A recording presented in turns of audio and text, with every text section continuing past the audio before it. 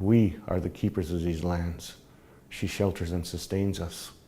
Long after the flesh fails the spirit, we will care for these lands. Our drums will be heard upon the wind, our voices in the rustle of the leaves. Our people have a sacred trust with the land, a trust no man may break, a trust that death cannot sever.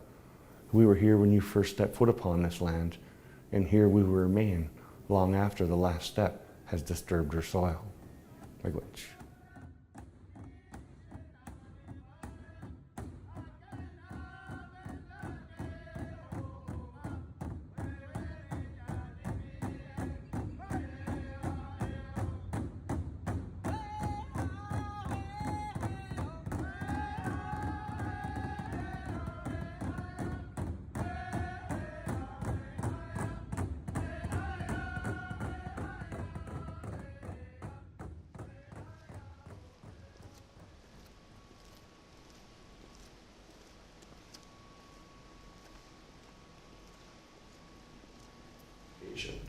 And so having a painting like this by Philip Cote, who's actually a very well-known artist in the Toronto area and other areas, will do a lot to bring people in to have a look and learn the story of the Treaty of Niagara.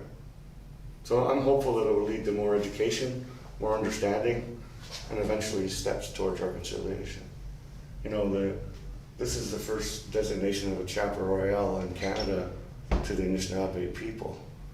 You know, there are two other ones for the Mohawk, and the Six Nations have one each. And I thought it was important that we show the alliance between the Crown and the Anishinaabe through the Mississaugas and the relationship with Massey College.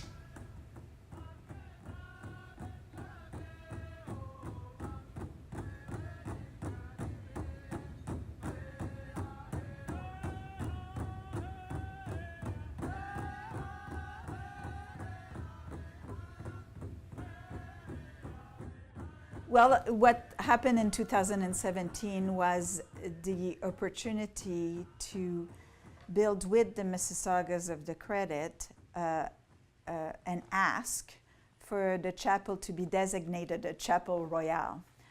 And that designation carries with it two things. Number one, it is a recognition by the Crown, by Her Majesty the Queen of England, that the chapel is a symbolic gesture of recognition of the treaty relationship that the Crown had established with Indigenous communities, and the Mississaugas of the Credit are the treaty holder of this land. So that's the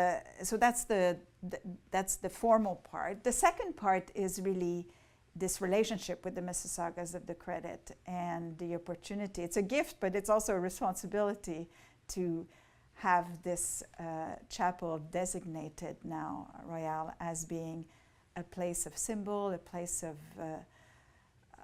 that we hope will be a good place for Massey to engage more deeply and build a respectful relationship with the Mississaugas, so that they feel that this is their place.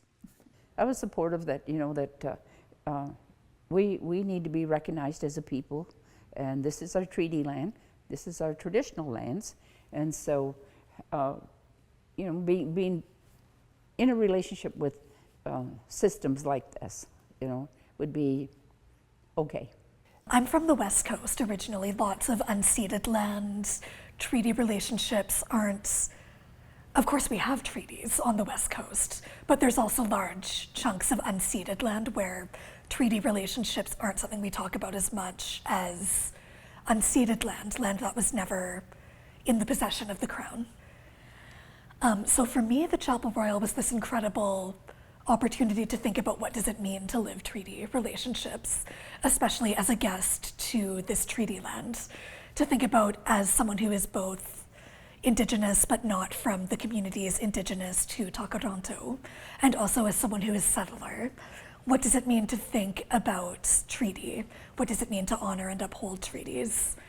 And I also think of the Chapelle Royale as a place where multiple cultures come together and try to think about what it means to live in harmony and to share belief systems and ideas and ideology of what it means to be in the world, in Canada, at Massey, in treaty relationship. There are several things that are quite unique about this Chapel Royal.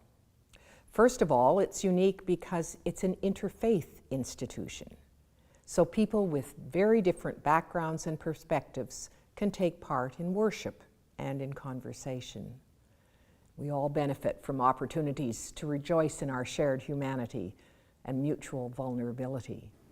This is a Chapel Royale and an association to religions and churches, even though this is interfaith, I guess it is. That's still, there's still the question of, well, what about the relationship to residential schools?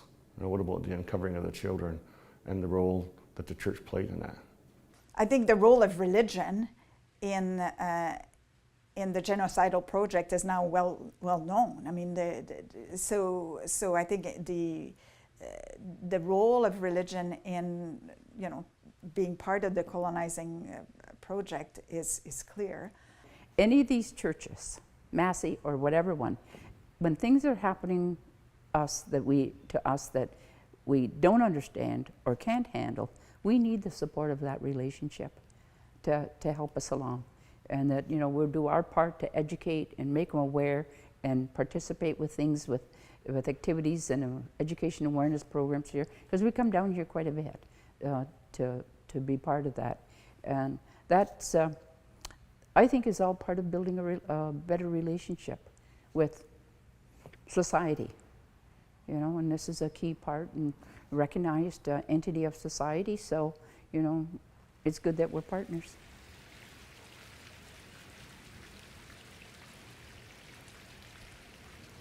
It's been a healing journey, actually. A very profound healing journey with regards to residential school, healing with the Crown, and then being invited to be a Chapel Royal tobacco keeper. So if I was to talk of it in a nutshell, it would be an incredible healing journey, one that I didn't expect to happen. As I worked through my degrees here at the U of T, which also I never expected ever to happen. Coming from minimal education to where I am has been also a healing, so education has been a healing journey as well. I'm out there telling people, you know, what I understand the history to be, and like, lo and behold, our history is here on this land. You know, this is our Treaty 13, and our people were living on this land and using it, you know, for their lifestyle 10,000 years ago. So, and, you know, I tell people, you know, here's what a treaty is. The treaty was set up in a colonial document that was set in place in order for you to come and live on this land. So you need to know about the treaty and why we as First Nations people talk about it. These aren't just Indigenous history. This isn't just Indigenous children. It's all our history, and it's all our children. And it's important that we talk about this, and we do things so we never forget this moment. Because I think if we can't get it right, when we've seen how much pain and hurt this has caused, then we're never going to get it right.